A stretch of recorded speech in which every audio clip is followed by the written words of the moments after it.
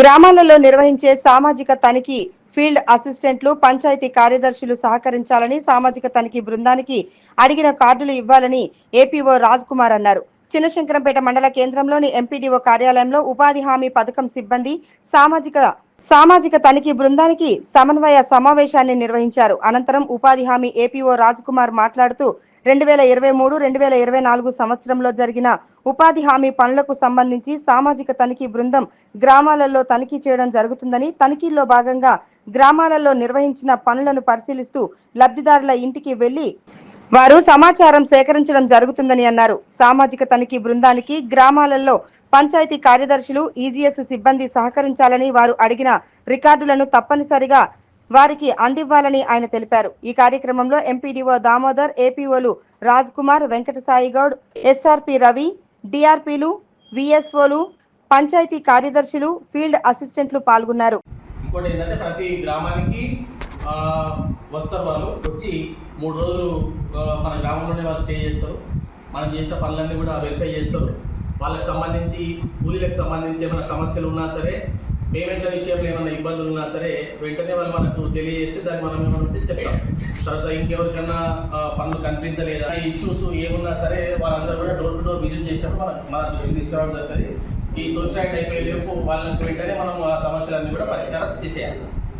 ఒకవేళ చేయలేదు అంటే చేయలేమన్నా. కొంతమంది ఏమంటారు డబ్బులు రాలేదు అనే విషయం ఎక్కువ కంప్లైంట్ వచ్చేది ఏంటంటే మన గ్రామం పోగానే ఎవరో బయట కొత్త వ్యక్తులు వస్తే ఏమంటారు, ఫస్ట్ పైసలు రాలేదు అంటారు. అప్పుడు ఎట్లా మనం ఓపెన్ చేసే వాళ్ళకు డబ్బులు ఎప్పుడు వచ్చినాయి అనేటువంటి క్లియర్గా వివరాలు మన దగ్గర ఆల్రెడీ ఎన్ఐసి వచ్చిన తర్వాత జన్మన్ యాప్ టోటల్ కాబట్టి ప్రతి విషయం కూడా వాళ్ళకి మనం వాళ్ళకి చెప్పేస్తాం. దాంట్లో ఎలాంటి ఇబ్బంది లేదు. ఒకవేళ ఇన్ కేసు ఏదైనా సమస్య ఉంటే దానికి ఆ సమస్యకు సంబంధించి వాళ్ళకు వివరాలు ఇవ్వడం జరుగుతుంది. ప్లస్ ఇంకోటి ఏంటంటే ఇప్పుడు మనకు ఈ సార్ చెప్పింది కాబట్టి ఈ ఎలక్షన్ కోడ్ ఉండడం వల్ల మనకు ఎలాంటి గ్రామ సభలు కానీ ఈ మండలు ఇది కానీ అంతా కూడా ఇన్ హౌస్లో జరుగుతుంది. ఆ ఇన్ హౌస్లో జరిగినప్పుడు ఎవరైనా ఉంటే కూడా మనం రాసుకోవచ్చు, తీసుకోవచ్చు. దాంట్లో ఎలాంటి ఇబ్బంది లేదు. వాళ్ళు మన దగ్గర పనిచేసినటువంటి కూలీలు అందరి ఇళ్ళకి వాళ్ళు పోవడం జరుగుతుంది. డోర్ టు డోర్ విజిట్ చేస్తారు. విఎస్ఏలు ఉంటారు, డిఆర్పీ ఉంటారు కాబట్టి ఆ డోర్ టు డోర్ విజిట్ చేసినప్పుడు వాళ్ళ దగ్గర ఉన్నటువంటి వాళ్ళ వివరాలు, డబ్బులు వచ్చినాయా, ఏంది, వాళ్ళ జాబ్ కార్డ్ అప్డేషన్ ఉందా లేదా అనేటువంటిది ఇస్తారు. మీ గ్రామ పంచాయతీకి వచ్చినప్పుడు మనం చూపించాల్సినటువంటి రిజిస్టర్లు, ఆ తర్వాత ఈ రోజ్గార్ దివస్ రిజిస్టర్ కానీ, 7 రిజిస్టర్స్ కానీ, ప్లస్ జాబ్ కార్డు అప్డేషన్ కానీ, తర్వాత ఈ సిటిజన్ చార్టర్ కానీ, అట్లాంటివి ఏవైతే మనం అనుకున్నామో మొన్నటి వరకు అనుకున్న రిజిస్టర్లు అన్నీ కూడా వెరిఫై చేస్తాం. దాంట్లో మనం ఇప్పటికి కూడా అప్డేట్ చేసేది ఏం లేదు. ఏది ఉంటే యాజ్ ఇట్ ఈస్గా దాని ప్రకారంగా మనం వాళ్ళకు చూపించాలి.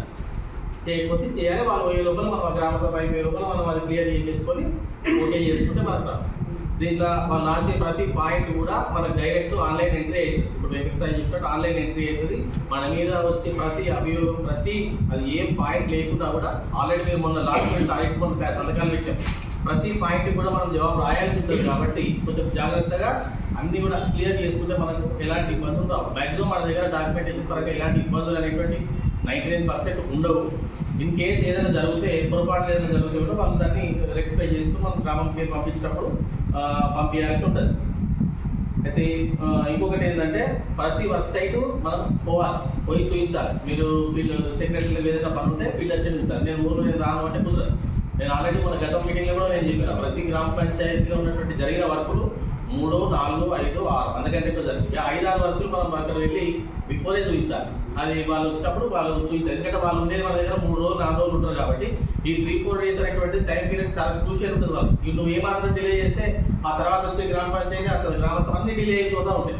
కాబట్టి మీరు మ్యాక్సిమంగా ప్రతి వర్క్ వాళ్ళు చూస్తాన ప్రతి వర్క్ 5-6 వర్కులే కాబట్టి అన్ని వర్కులు కూడా చూపించాల్సి ఉంటుంది. వాళ్ళకు ఇలా ఏమాత్రం ఇబ్బంది పడాల్సిన అవసరం లేదు. ఏది ఉంటే అది యాజ్ గా మనం ప్రజెంట్ చేస్తాం.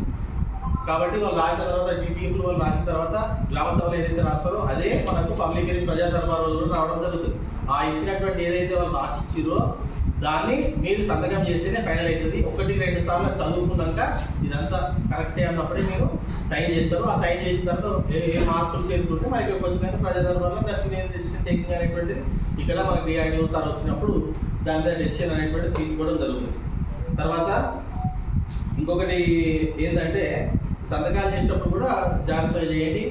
ఏమన్నా మనకు జాబ్ కార్డ్ అప్డేషన్లు కానీ ఇంకా ఏమైనా చిన్న చిన్న పొరపాటు ఉంటే అవన్నీ సెట్ చేసుకొని వాళ్ళు ఉన్నప్పుడు సెట్ చేసుకుంటే ఎవరికైనా జాబ్ కార్డ్స్ కావాలి అట్లాంటివి ఏమైనా ఉంటే కూడా ఇమీడియట్గా దరఖాస్తు తీసుకొని వాళ్ళు వచ్చే లోపల జాబ్ కార్డ్స్ కూడా మనం వెంటనే ఇష్యూ చేసేస్తాం. వీటికి సంబంధించి ఇంకో అన్నిటికైనా ముఖ్యమైనది ఏంటంటే వచ్చే వాళ్ళు మనకు 3 రోజులు మన దగ్గర ఉంటారు కాబట్టి అకామిడేషన్ అనేటువంటిది, ఫుడ్ ఏర్పాటు అనేటువంటిది చాలా ఇంపార్టెంట్. ఆ 2 వాళ్ళకి కరెక్ట్గా చూసుకొని మనం గ్రామ సభ పెట్టుకొని బయటకు వచ్చేసేస్తే సరిపోతుంది. దీంట్లో ఎలాంటి ఇబ్బందులు ఉన్నా, ఎలాంటి ఏమన్నా ప్రాబ్లమ్స్ ఉన్నా ఇమీడియట్గా మీ టీఏ కానీ, మీ ఏపీఓ కానీ, నాకు కానీ, ఎంపీడో సార్కి ఎవరికైనా ఫోన్ చేస్తే దానికి సంబంధించి దాని వెంటనే రెక్టిఫై చేయడం జరుగుతుంది. ఏముండదు.